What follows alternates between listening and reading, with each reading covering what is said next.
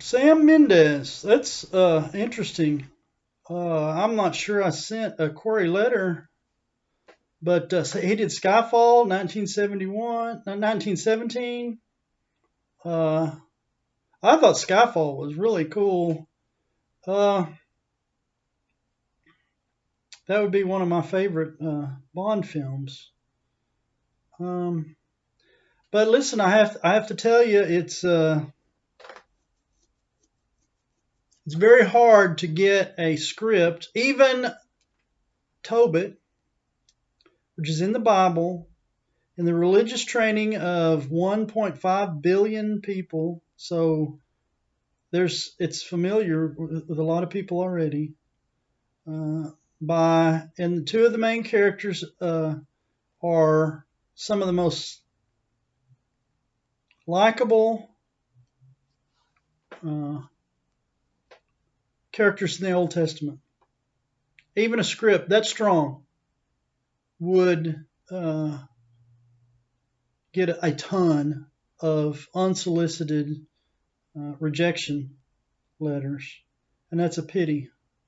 I don't feel too bitter about it. I'm a political scientist. I have a PhD in political science, and I taught for 30 years. And we go over this at least twice a year. Liability, civil lawsuits, and you expect if you go to college, you're taught that you're exposed to uh, the whole idea of liability, and if you do someone wrong and you do more than $20 of damage, you can be sued. And a lot of my students would go, "Oh no, I would never do that." No, no, no. I said, if someone runs over you and they break your leg in 27 places, and you were a field goal kicker, and you were going to make $1 million a year for 20 years in the NFL as the most reliable kicker, and a drunk driver, well, they start. Oh, okay. No, it's part of the legal system. There's a criminal system and a civil system. The reason why people like Sam Mendez and his people will not read even a script that's that old in the public domain is because they think they're going to get sued. And almost every, not every profession, many professions, and many people that are frequently sued go to the state legislature and they get immunity, statutory immunity. They get a law that says you can't sue for this reason, or you can't sue for more than X amount, and it's limited. And it's done for capitalism, for competition, for fair play, uh, free markets. And baseball has one. Um, Lawyers in some states have it. I mean, if the laws are written like gross negligence, gross. Well, they add that in a lot of litigation laws uh, to protect people like these establishment people, uh, and they're not creative. They're not the creatives. They're establishment executives, movie executives. So the people around Sam Mendez won't read, or they're not likely to read it. It's a pity because Mr. Mendez is probably on the creative side, but his people have scared him. Oh, you have to go through us or you'll get sued. And we have a list. Yes, they use the word list. Um, and So I'm pessimistic about all that. Yeah, I send the query letters, and 6 or 7 come back from a robot, a computer program that's hooked up to their email box, an email box that they never read and don't even bother having an assistant read. And the computer program turns out an automated And I know it's automated because some boxes are programmed to respond in 3 hours, and then some, they wait 2 days, but it's consistent. If you write Agent X, every time you get a response exactly 2 days and 4 hours later. It's mechanical. It's a robot. It's shameful, absolutely shameful. How are black, brown, Latino, transgender, how are women supposed to break into screenwriting? The establishment, they don't want them. It's easier to work with their list of 8 white Anglo-Saxon writers.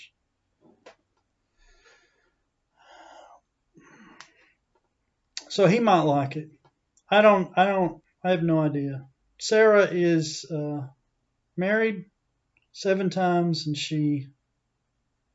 you would think this story would bridge that moat, the celebrity moat, and some agent or manager, producer that works with Sam Mendez would let him know about this. I don't know his religious propensity, or whether he's Jewish or Christian, Catholic, Orthodox Christian, or what. I don't think it matters. I think it's a compelling story. 7 Jewish weddings and 7 demonic murders. I think you could probably, if you meet Sam Mendez at the grocery store, you just deliver that to him and tell him, hey, there's a script out there. He might be frightened of you. That moat kind of freaks people out. I think that's the problem in Washington, D.C. I think they built a moat around themselves and gerrymandered themselves into a position where they don't have to talk to people. They don't have to listen. Listen, they better, because there is a anti-establishment revolution going on in this country, and a lot of people are not trained to see it, or they're flat out in denial. Between a third and a half of Democrats are anti-establishment. I think the reason why we haven't been making progress in this country is because moderate Democrats have sold out to capitalism and, their version of progress. Half of Republicans, the same. They're anti-establishment. How do you think Donald Trump got the nomination? Why do you think moderate Republicans wouldn't work with Trump? Because he hates them. They would cuss him to their face. He despised the establishment. And I know he gets a lot of hate because he was a billionaire and a capitalist and almost a self-made man. That bugs a lot of people. But the real reason he was not as successful as he should have been is because he was anti-establishment. The establishment rejected him. Romney and McCain, and then even I guess maybe I'm getting off the top. No, let me bring this home. It's about to fall in Washington. It's going to hit the fan. The establishment will go. Biden is probably the last Democratic establishment president until there's a new establishment. Somebody from the left will replace Biden. Or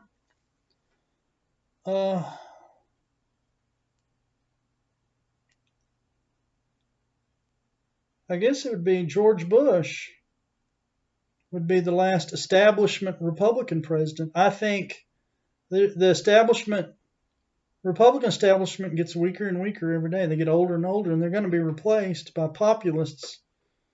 So what does that have to do with Hollywood? I can see the establishment falling in DC before I can see it falling in Hollywood. And that's totally ironic because these Hollywood types, they see themselves as enlightened and progressive, but they're establishment. And they make establishment rules. The laws, they control the laws. They control Sacramento. Don't kid yourself. They don't want to read new scripts. It would take them out of their comfort zone to read a script written by a black, brown, or lesbian writer. The theme of the movie would be black, brown, or lesbian. They're as bigoted as the right. Yep. Edit it. I don't care. Put it in there. What I have to be afraid of. I'm not establishment. I'm on the outside. And that's why I get these asinine letters. It's not so bad. I hate the robo letters. I have had a lot of success. I have a PhD in political science. And my query letters are interesting. And I don't write a script unless it could be made into a film. I'm not accustomed to wasting my time. And I don't think I'm frivolous. There's not a lot of grammatical errors. It's just the fact that they don't want to read it. I'm not on their list. And I don't know if I would want on a list. It might make me complacent and not near as good. But yeah, Sam Mendez, if we can get this script to him, and I don't know if I've even sent them a query letter. I'm glad you asked about him. He should be given a chance. The film will sell itself. It's got a huge audience. Number one, 1.5 billion people that already know the story and expect this film to be made. You can't read and know the story your entire life since you were 8 or 10 and not expect to see it on the screen. I think that's a good criteria for making a film or not. Fill demand. I mean, at Walmart, they fill demand. Every McDonald's, they fill demand. They don't make films unless there's someone to buy it. Well, there's 1.5 billion people knocking on the box office door, and Hollywood refuses to make a 3,000-year-old story about the Bible's most likable people because the author's not on their list. No, they're reading it. There's 10 or 12 people in Hollywood that have requested a script.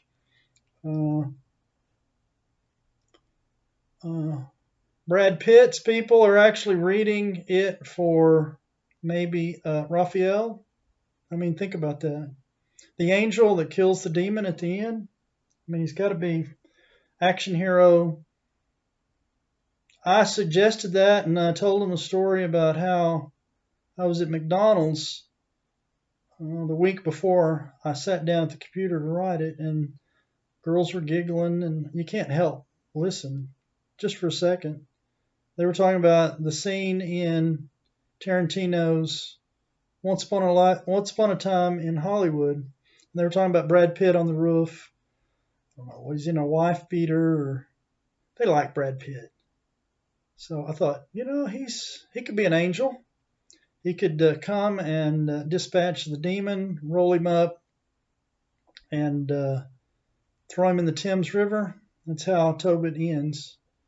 I did not set the film 3,000 years ago. I don't think somebody's going to pay $15 to see a story 3,000 years old, and you'd have to stick strictly to the Bible. You wouldn't be able to add or subtract, and it kind of takes away from the story. If you can't, there has to be a little artistic license. We're a long way from Tobit in Mesopotamia. I set it in Amsterdam and London. Sarah's in London. Tobit is in Amsterdam. Somebody has to escort Toby, the son, to make sure he's safe when he travels to London. In London, he's going to meet Sarah, and they have,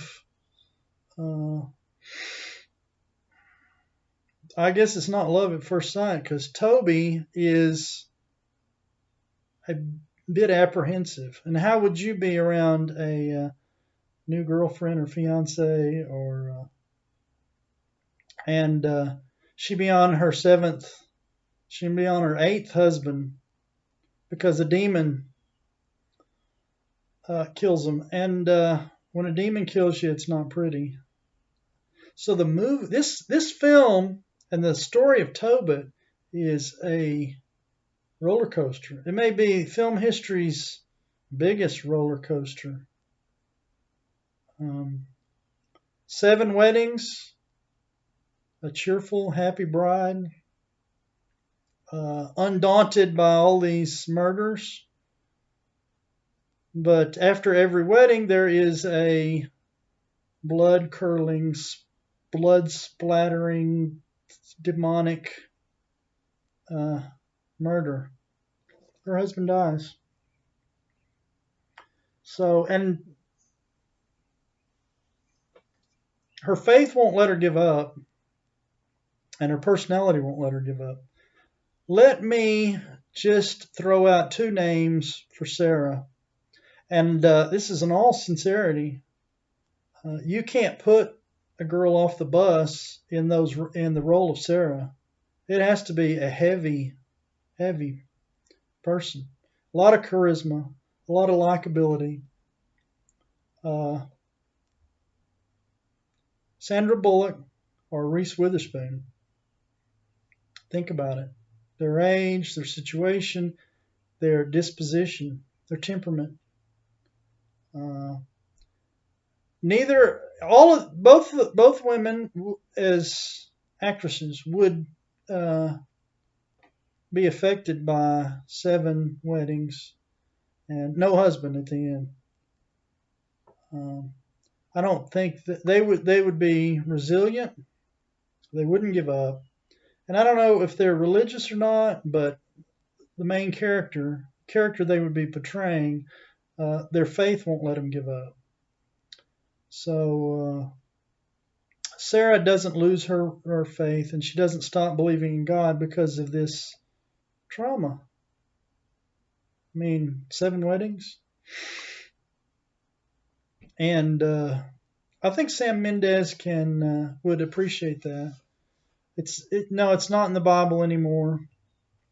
It's not in the Protestant Bible. Half the Bibles are Catholic and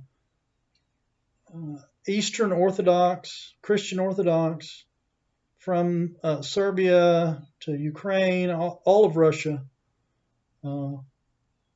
most of Greece is Orthodox. Jewish tradition, a lot of Jews, we call them the attentive public, Jews that paid attention in school, the public that pays attention to their history.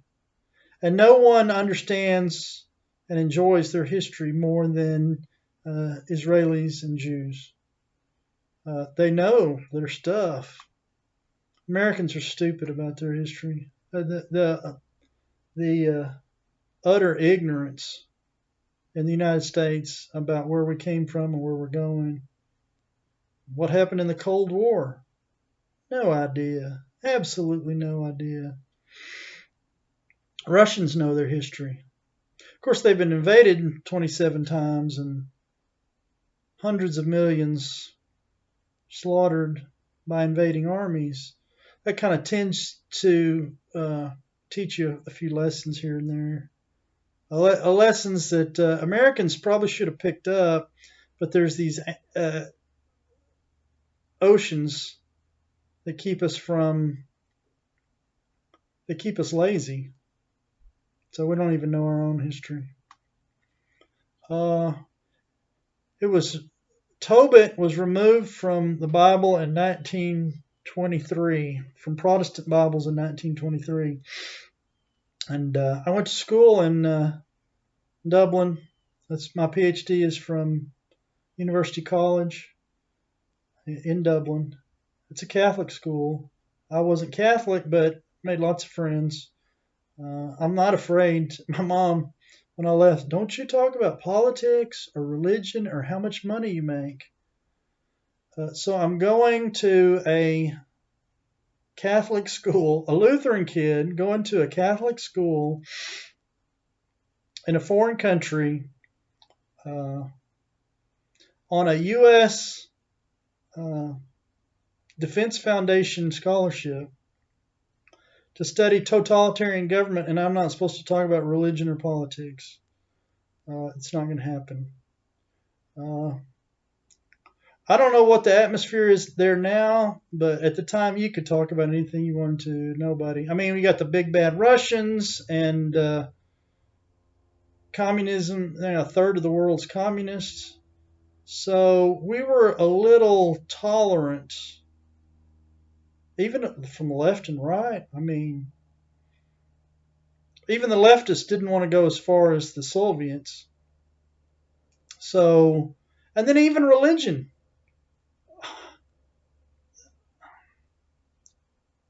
I'm sure it's that way today. It's very tolerant. I mean, that's your own personal business, and that's ingrained in people's heads. We're far more intolerant about politics. Man, you say you're a capitalist or a socialist, you're going to catch hell.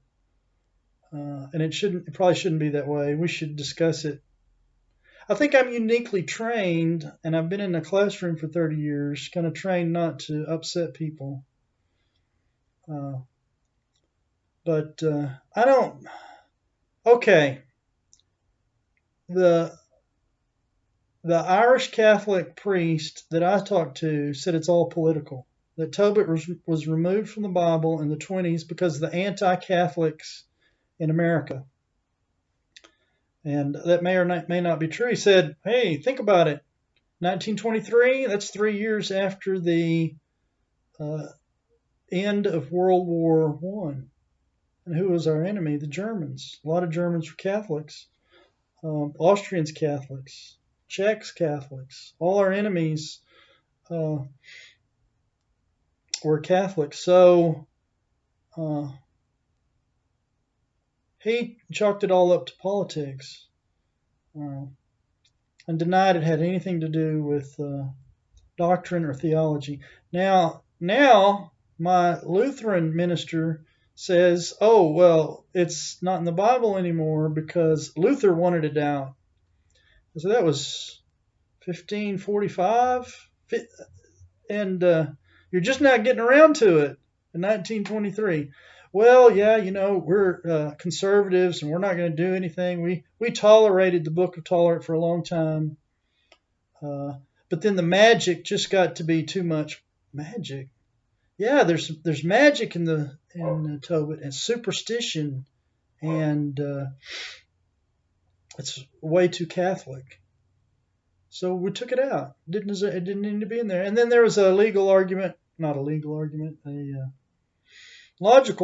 about the original documents being in Greek and not Hebrew, Latin and not Hebrew. So they can't find the Hebrew version of Tobit. They find parts.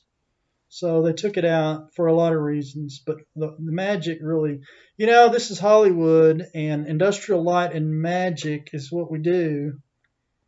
So the idea that Tobit was removed from the Bible because of magic isn't a reason not to make it into a movie. It hasn't been made into a movie for 100 years. The only movie based on Tobit was A Silent, and that was 100 years ago.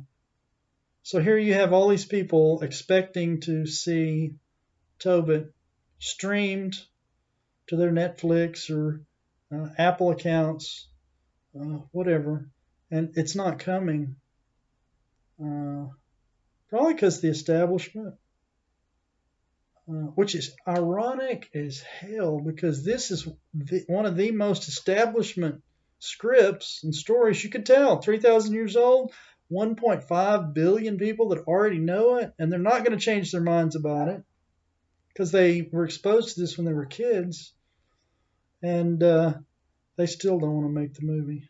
It's because they don't read anything. And you bring a new idea to them, and they look at one another. Are you on our list? Can we read that? I don't know. Somebody's going to sue us. You know, I'm not suing anyone over something that's been in the public domain for 3,000 years. It's stupid. They won't even see a jury. It'll be a summary judgment, and the judge will dismiss it. So why the opposition? Why, it's religious. Religious films make money.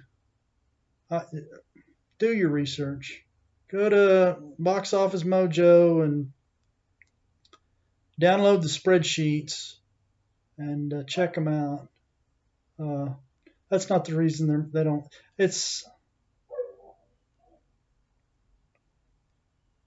I have no explanation. All I do is just throw it out there, and I've added a little humor. I've added a little violence. I've added the big question at the end. I'm sure you know why it's in Amsterdam, because the Nazis are going to show up in 1941, and they're going to drag everyone off to extermination camps, and the Jews from Amsterdam were disproportionately affected because they resisted, and the Nazis' response to that was even more brutality. So everybody that's watching the film from the first frame will begin to wonder, well, Tobit, I like that guy. Boy, I sure don't want to see him gassed or end up in a concentration camp. Christ, he's 80 and blind.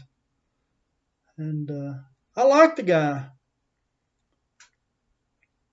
Can't he die in Amsterdam before the Nazis get there? Can he die in like 1940? So, but they don't know till the very end of the movie. So it's an old story, and I tried to jazz it up, but honestly, I only changed the circumstance, the place, and the time. And so I think it's enjoyable. I think Sam Mendez would look at it seriously if it can get past his people.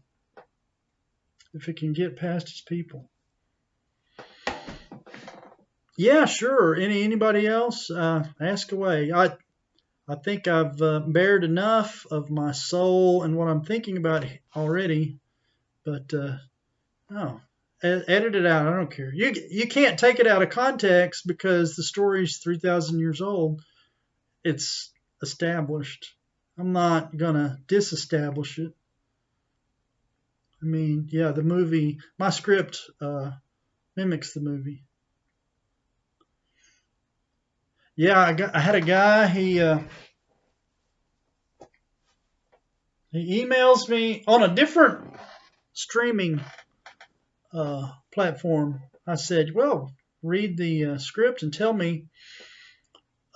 Read the Book of Tobit, and then email me. Ask for the script. I'll send you a PDF copy, and you tell me whether I'm being honest or not. Because I just took each verse and wrote a scene for each verse. It's very clear. The adaptation is very pure. And you start adapting something from the Bible, you can alienate people. I knew that before I started. You can alienate people easily. Okay, so he says, be on Zoom. We'll have a meeting. And I had no idea. I didn't know who he was. But he says, you can't send that to everybody. You're sending your script to everybody that requests it? No. I said, why? He said, they'll steal it. And I don't hurt people's feelings, but I flat out said it's 3,000 years old. 1.5 billion people know this story from when they're a kid, and it's in half the Bibles. Nobody's going to steal anything. I'm not stealing anything. Nobody's stealing anything from me. It's in the public domain. So I think we're probably friends. The man was actually Roman Catholic, and he was trying to do what's best for me. But at first he had no knowledge of public domain. And he thought, well, every story you own. It would be hard for someone to make a film, the film of Tobit, in the 1930s and not violate my copyright. But the story of Tobit is universal, almost universal. Think of that. 1.5 billion people know the story and have known it from their religious training when they're young.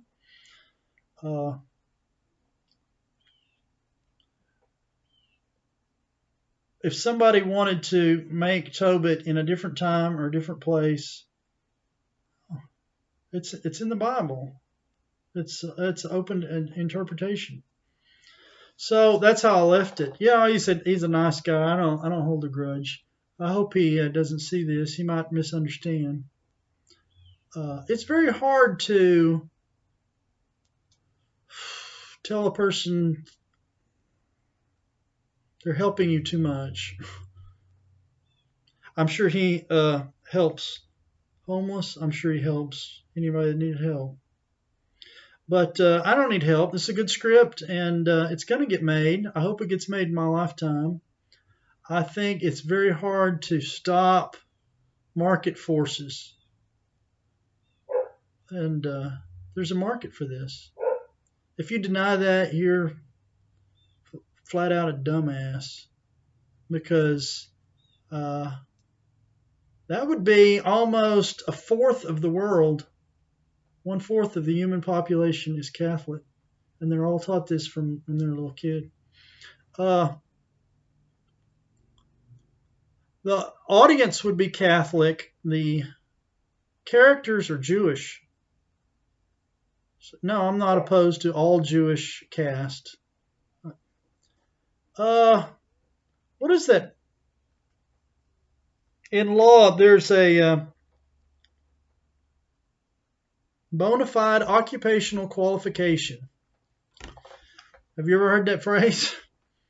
It means Jews can do a better job playing Jews. Christians can do it.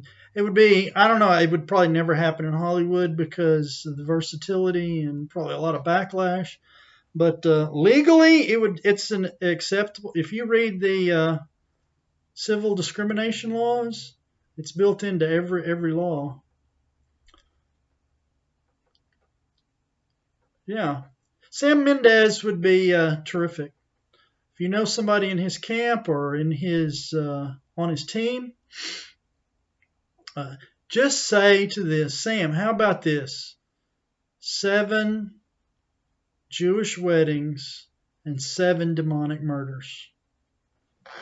All in the same film? Yeah. What a roller coaster. I'll read that.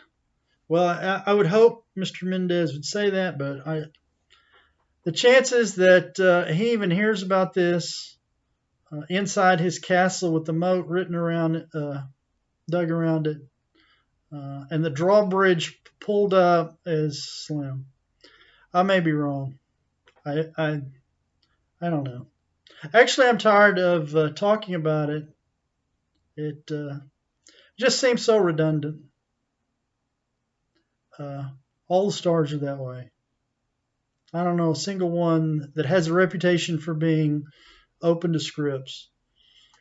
Either they ignore you or they write a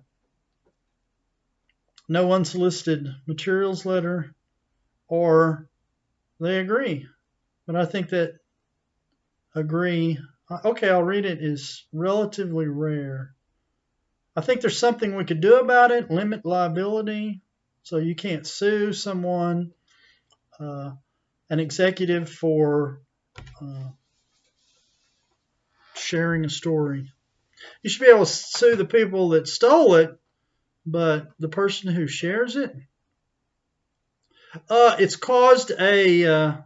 Now there's a legal doctrine for that too. I taught government for 30 years at a small college, just two small colleges, both small, in the 90s.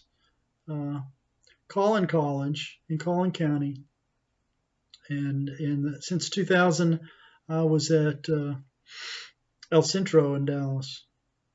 So, okay, what do you call that? Chilling effect. There is a chilling effect. Legal liability statutes in California have a chilling effect. In other words, hell will freeze over before they read your script. That's a pity. So I know it sounds like I'm bitter about it. I don't get bitter about anything except bad public policy.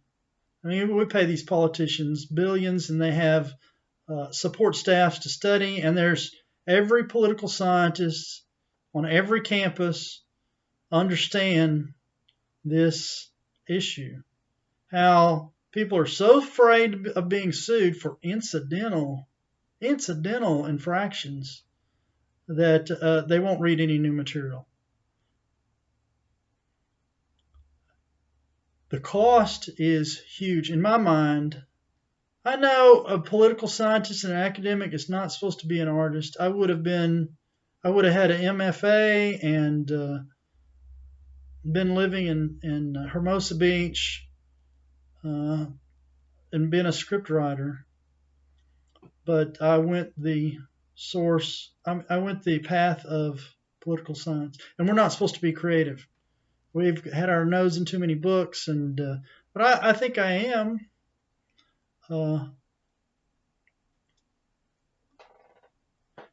Sam Mendez would be ideal.